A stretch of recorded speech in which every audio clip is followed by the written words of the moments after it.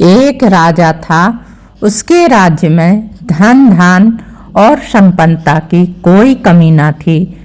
राज्य में चारों ओर आनंद और मंगल ही मंगल था। प्रजा भी हर तरह से सुखी थी। राजा बड़ा ही पराक्रमी और शौर्यवान था, जिससे अन्य राज्य के राजा उससे डरते थे और कभी भी उसके राज्य पर आक्रमण नहीं करते थे। इतना सब कुछ होने के बाद भी राजा सदैव दुखी और चिंतित रहा करता था, क्योंकि उसकी कोई भी संतान न थी। धीरे धीरे समय गुजरता गया और राजा की चिंता और दुख बढ़ता ही गया, और वह समय भी आ गया जब राजा के बालों पर सफेदी भी दिखने लगी।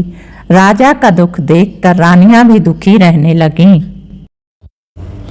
और राजा का दुख देखकर रानियों ने एक योजना बनाई और राजा से कहा कि छोटी रानी गर्भवती है और कुछ ही महीनों बाद उसके यहाँ बच्चे का जन्म होने वाला है। लेकिन ज्योतिषियों ने कहा है कि रानी के ऊपर किसी की नजर न पड़े, यहाँ तक कि आपकी भी, सिवाय हम दोनों के। छोटी रानी के गर्भवती होने की बात सुनकर राजा बहुत खुश हो जाता है और अपनी दोनों रानियों से कहता है कि ठीक है, छोटी रानी से मैं भी नहीं मिलूंगा और ना ही कोई और रानी से कहें कि वह महल के अंदर ही रहें और आप दोनों उनका बहुत ध्यान रखें। और रानी के गर्भवती होने की सूचना सारे राज्य और नगर को दी जाती है। प्रजा और सारे राज्य में हर्षोल्लास छा जाता है। और योजना के तहत दोनों रानियां 9 महीने बाद राजा और बाकी लोगों से कहती हैं कि छोटी रानी के यहाँ पुत्र का जन्म हुआ है। यह सुनकर राजा बहुत ही खुश होता है और बहुत ही दान पुण्य करने लगता है। सारे राज्य और नगर को सजाने और उत्सव मनाने की आज्ञा देता है। और योजना के तहत रानियां राजा से कहती हैं कि ज्योतिषियों ने कहा है कि आपके पुत्र के ऊपर महाराज या किसी भी अन्य नारी पुरुष की छाया नहीं पड़े, नहीं तो पुत्र की मृत्यु हो जाएगी जब तक कि वह वयस्क नहीं हो जाता और उसकी शादी नहीं हो जाती।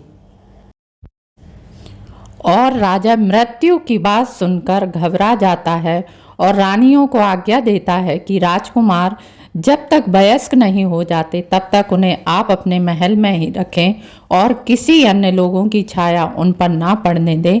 और मन ही मन राजा कहता है कि मेरे पुत्र की मृत्यु होने से अच्छा है कि मेरे पुत्र की जब शादी हो जाए तभी मैं उसको देखूं। और धीरे धीरे समय गुजरता जाता है और देखते ही देखते राजकुमार 19 वर्ष का हो जाता है और राजकुमार को बिना देखे ही उसकी शादी को रिश्ते आने लगते हैं और राजा भी उसे बिना देखे ही एक राज्य की राजकुमारी से उसका रिश्ता पक्का कर देते हैं।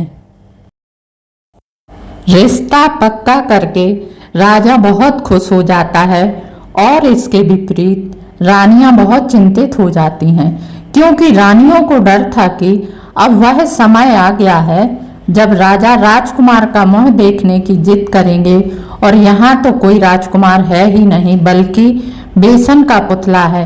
इससे राजा बहुत दुखी होंगे और हम लोग को दंडित करेंगे। और जैसे तैसे आखिर वह दिन भी आ जाता है जब राजा अपने पुत्र सहित बारात को लेकर जाने वाला होता है।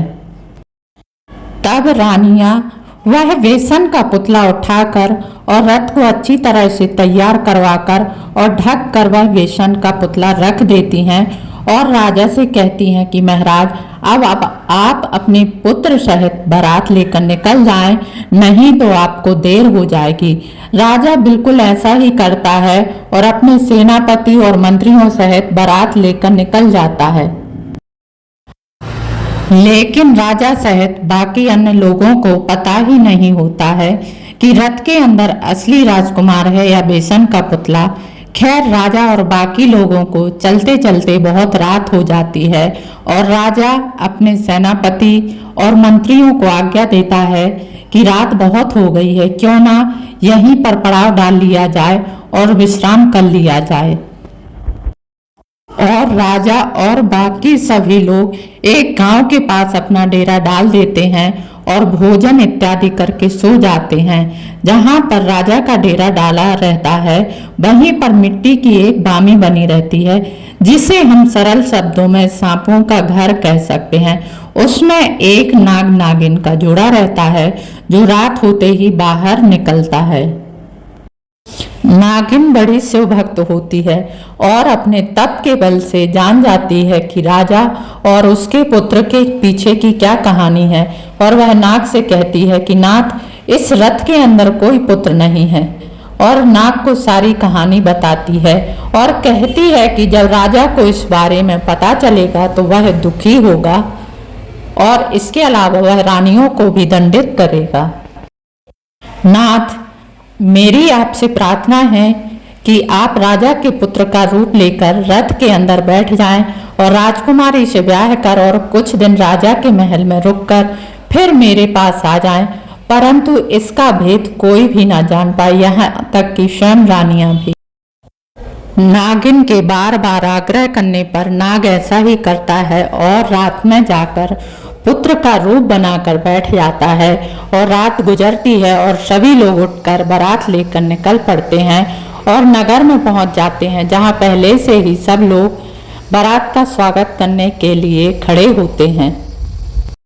सारे लोग अपने रथ और हाथी घोड़े से उतरते हैं और अंत में पुत्र को रथ से उतारा जाता है और सभी लोग आश्चर्य के साथ राजकुमार को देखने लगते हैं और कहते हैं कि वाह, कितना सुंदर रूप दिया है भगवान ने राजकुमार को। भगवान ना करे कि किसी की नजर राजकुमार को लगे। राजा अपने पुत्र को देखकर बहुत खुशी होता है और भावुक होकर सोचने लगता है कि मेरा पुत्र इतना सुंदर है, तभी मेरी रानियां इससे निकलने नहीं देती थी कि कहीं मेरे पुत्र को किसी की नजर न लग जाए। और इसके बाद सारे विवाह के संस्कार किए जाते हैं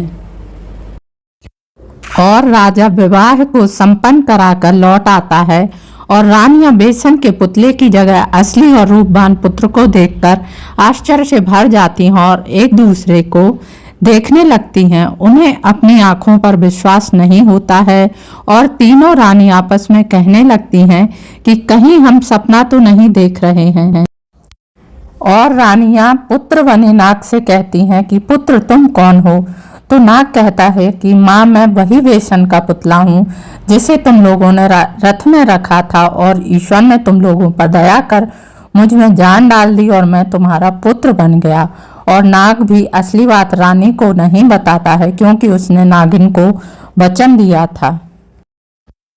और रानी पुत्र बने नाग की बात को सच मान लेती है। धीरे धीरे समय गुजरता जाता है और नाग इंसान का शरीर पाकर अपने नाग वाले जीवन को भूल जाता है और यहाँ दिन पर दिन निकलते जाते हैं और दिन कब साल बन जाते हैं पता ही नहीं चलता है। और नाग अपनी राजकुमारी के रूप सौंदर्य में पूरी तरह से मंत्रमुग्ध होकर और राजशाही जीवन बिताकर अपने राजकुमारों वाले सारे कर्तव्य पूरे करने लगता है। और इधर नागिन भी सोचती है कि मेरे नाथ को गए हुए बहुत दिन हो गए हैं, लगता है कि वह तो मुझे भूल ही गए हैं, क्यों ना चलकर सब कुछ देखा जाए। और नागिन नाग से मिलने के लिए निकल पड़ती है और वह इंसान का शरीर बनाकर नाग से मिलने की बहुत कोशिश करती है, पर सिपाही उसे राजकुमार से मिलने नहीं देते हैं। फिर नागिन सोचती है कि जब सब लोग सो जाएंगे तो रात के अंधेरे में नागिन का वेश रखकर नाग से मिलूंगी। और नागिन बिल्कुल ऐसा ही करती है। रात का अंधेरा हो जाने पर वह चुपके से नागिन का वेश बनाती है और राजमहल के अंदर दाखिल हो जाती है। और नाग को ढूंढते हुए वह उसी के महल के अंदर पहुंच जाती है। और वहां पहुंचकर नागिन क्या देखती है कि राजकुमार बना नाग राजकुमारी के साथ आनंद पूर्वक सो रहा है।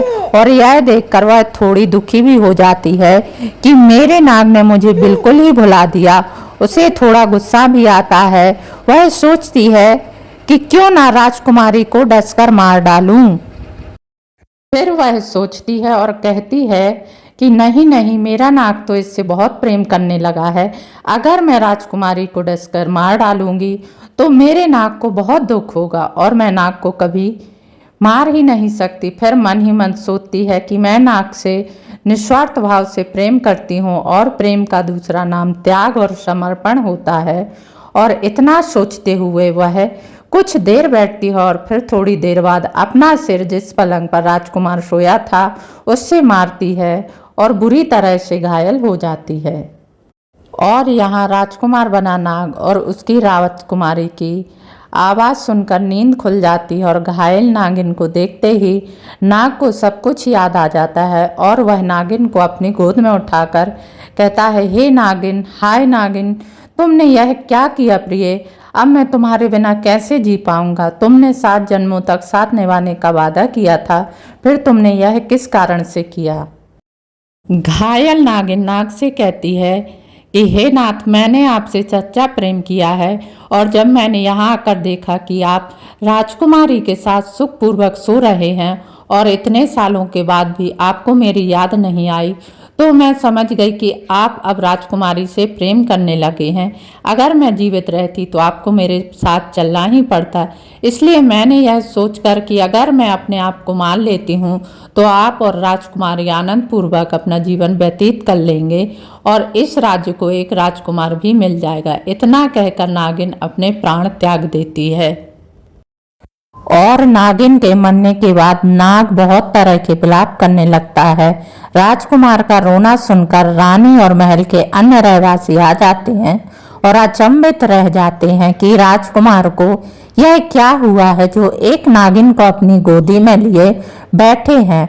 और सब लोग अचंभित होकर राजकुमार को देखते हैं और पूछते हैं कि राजकुमार, आप ये क्या कर रहे हैं? तो राजकुमार बना नाग अपनी सच्चाई सबको बताता है और यहाँ आकर नागिन ने क्या किया था यह भी बताता है। राजा, रानी और अन्य लोग नाग की बात सुनकर अचंभित हो जाते हैं और दूसरी ओर नागिन के त्याग और समर्पण की बहुत तारीफ करते हैं। और राजा नागिन का आदर पूर्वक और पूरे रीति रिवाज से अंतिम संस्कार करवाता है और नाग को अपने पुत्र के रूप में अपना लेता है और रानियों को क्षमा कर देता है और नागिन के त्याग के रूप में उसकी मूर्ति बनवाई जाती है, जिससे लोग हमेशा नागिन के त्याग को याद रख सकें। और राजकुमार बना नाग नागिन की मूर्ति के सामने बैठकर हमेशा ही उससे कहता रहता है कि तुम मुझे छोड़कर चली गई, इसका जिम्मेदार मैं ही हूँ और मैं तुम्हारे त्याग और समर्पण को कभी नहीं भूल पाऊंगा और मेरी ईश्वर से प्रार्थना है कि हर जन्म में तुम ही मुझे पत्नी रूप में मिलो। और इतना कहते हुए राजकुमार रो देता है। फ्रेंड्स, अगर आपको कहानी पसंद आई हो तो चैनल को सब्सक्राइब जरूर कर लेना।